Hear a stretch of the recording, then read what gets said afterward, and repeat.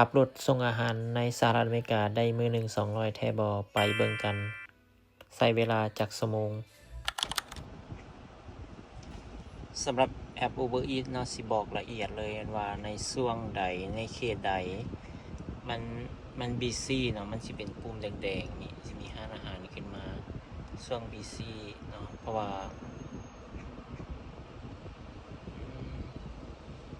ในบอกมันสิบอกบีซี่เนาะ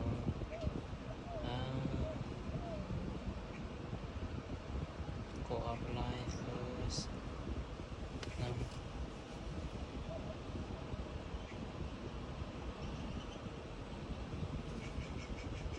ตอนเฮาอยู่นี่มันสิบ่ค่อยบีซี่เพราะว่าร้านอาหารบ่หลายเนาะแถวเคลเลอร์จะบีซี่แถวนี้จะบีซี่เนาะจากที่เฮาได้กดรับออเดอร์แล้วเฮาก็สิได้เดินทางไปรับอาหารตามร้านค้าต่างๆหลังจากนั้นก็ไปส่งตามเรือนของลูกค้าการขับ Uber Eats ในสหรัฐอเมริกาถือว่าเป็นอาชีพหนึ่งที่ว่าโอเค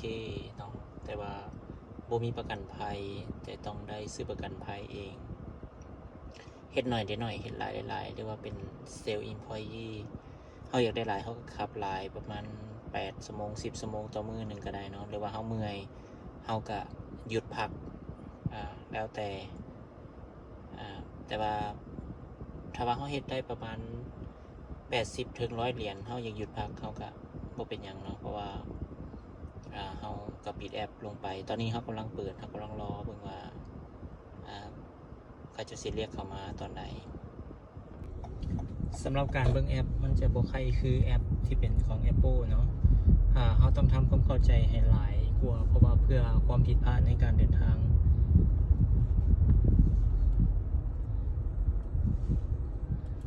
หรือว่าทริปนี้ก็มีแต่เครื่องไม้เนาะก็ถือว่าบ่ไกลก็ถือว่าเป็นทริปที่โอเคมีแต่เครื่องไม้ใช้เวลา2นาทีเนาะหรือว่าถ้าเป็นบ้านเฮาเขาเจ้าก็ย่างมาก็ได้บ่จำเป็นต้องอันนั้นแต่ว่าอเมริกาเขาเจ้าสบายเนาะนอนอยู่บ้านก็ได้กินมี Uber มีผู้ส่งอาหารครบถ้วนบ่ไกลเนาะสำหรับทริปนี้เขาเจ้าบอกว่าให้ miss at door หมายความว่าเราต้องกดกระลิ่งเขาเจ้ากดกระลิ่งหรือว่าเจอเขาเจ้าอยู่ในแห่งเขาเจ้าออกมาหาเอาเนาะเขาจะบ่ได้ป่าเป็นประตูแสดงว่าเขาเจ้าจะอยู่บ้านเนาะถ้าครับแล้วบางคนก็ถ้าว่ารีบแอปดอหมายก็ว่าป่าไม่หน้าประตูบางคนเขาเจ้าไปการไปเวียกเขาเจ้าอาจสิสั่งอาหารให้ลูกเขาเจ้าได้กินเนาะสั่งอาหารมาให้เพราะว่าบางทีลูกเขาเจ้าอยู่เฮือนอยู่ศาลเขาเจ้าก็สั่งมาให้แต่ว่าอันนี้เขาเจ้าน่าสิอยู่เฮือนเข้าใจวัน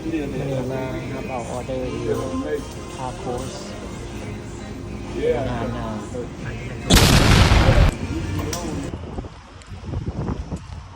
เป็นร้านอาหารเรดิช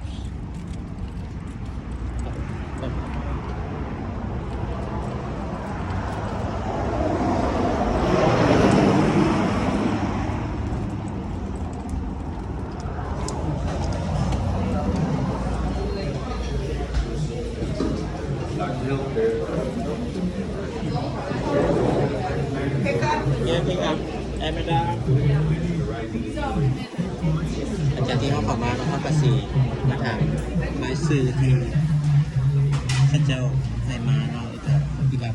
บทรายการเมื่อนี้ได้เงินทั้งหมด$108 $110ใช้เวลาในการขับประมาณ6ชั่วโมงเนาะเพราะว่ามื้อนี้ก็รถติดใน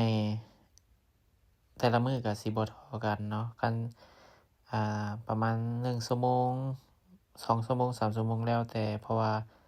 แล้วแต่เวลาเนาะเพราะว่าเราสามารถเลือกไปขับได้มื้อนี้ก็อันนี้เป็นมื้อวานนี้เนาะได้ประมาณ$40มื้อก่อน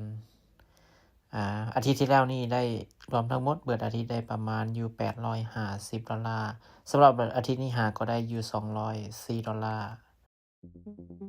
ฝากกดติดตามชีวิตบ่าวลาวในต่างแดน ฝากกดไลค์ กดแชร์ กดติดตามเพื่อเบิ่งคลิปดีๆ เบิ่งการอัปเดต จะได้นำมาอัปเดตคลิปใหม่ๆ แต่ละมื้อให้ทุกคนได้เบิ่งและเห็น การใช้ชีวิตอยู่ในสหรัฐอเมริกาเป็นแบบใด ยากง่ายส่ำใด ให้ฝากกดติดตามไว้เพื่อเบิ่งคลิปใหม่ๆ ต่อไปขอขอบใจ กระเป๋าเสื้อผ้าพาดขึ้นใส่บาอำลานารา รถแล่นตาม